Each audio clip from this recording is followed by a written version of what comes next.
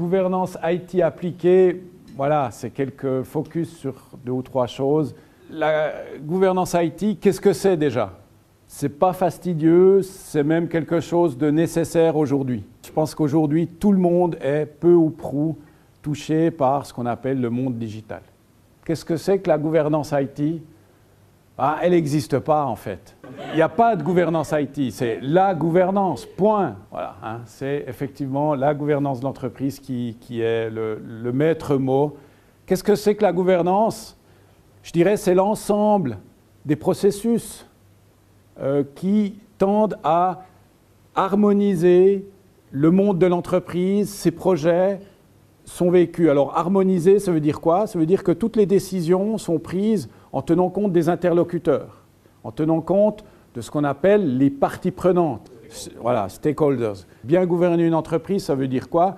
Il y a autant de gouvernance qu'il y a d'entreprises finalement, parce qu'il n'y a pas de règles inflexibles, de lois de gouvernance. Alors vous me direz non, mais il existe quand même un certain nombre de principes, il existe aussi dans certains cas même de lois qu'on doit absolument intégrer. Je donne un cours sur la gouvernance des entreprises à des futurs managers à travers le MBA de Genève.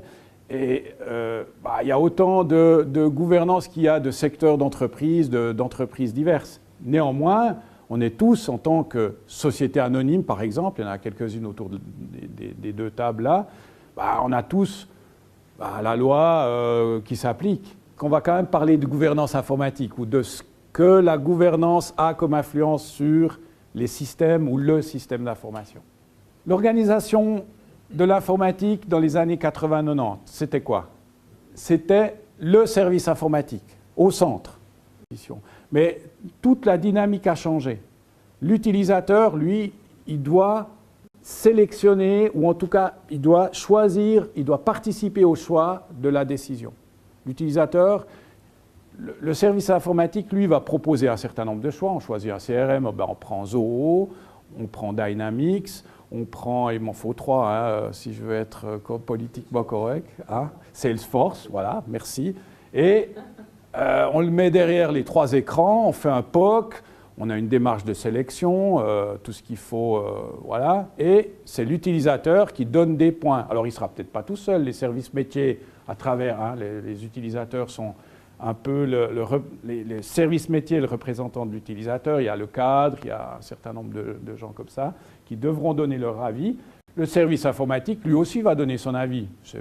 Attention, quand on utilise Salesforce, on est dans le cloud, ça veut dire que vos données sont, quelque part, on ne sait pas trop où, donc soumis à une certaine législation, etc., etc. Donc il donne aussi son avis, et la direction, elle va piloter tout ça, mais elle est obligée de s'intéresser à tout ça. Malheureusement aujourd'hui, en gros, comme ça, pifométriquement, on est encore 50% des entreprises de toute taille sont encore dans le schéma des années 80. Les bonnes pratiques existent.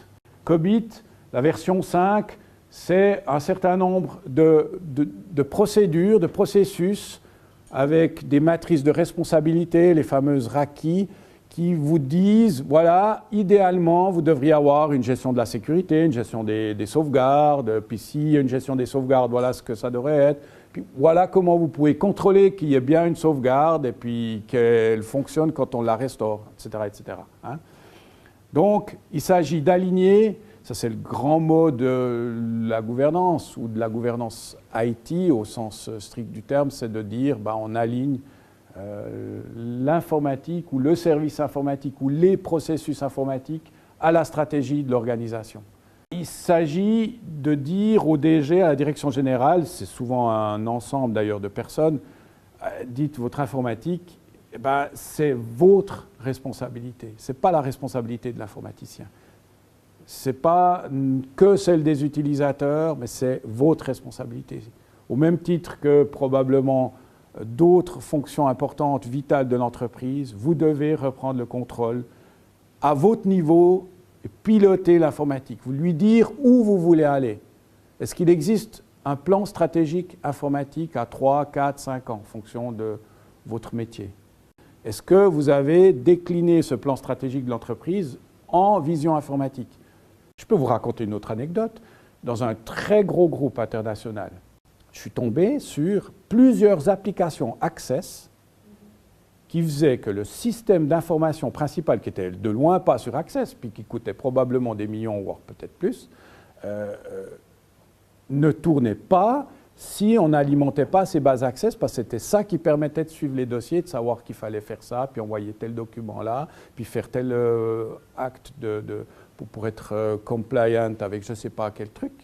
Et il me disait, mais le problème, c'est que celui qui a développé ça, il est parti à la retraite l'année passée. Puis, on a déjà demandé 10 fois au service informatique de changer ça, mais ils ne bougent pas, puis ils disent toujours qu'ils ont d'autres choses plus importantes à faire et tout. Mais si ce truc-là s'arrête, d'ailleurs ça est déjà arrivé, qu'un matin ça ne partait pas, parce que on était tout bloqué, il y a 30 personnes qui attendaient de pouvoir allumer ce truc pour continuer de bosser.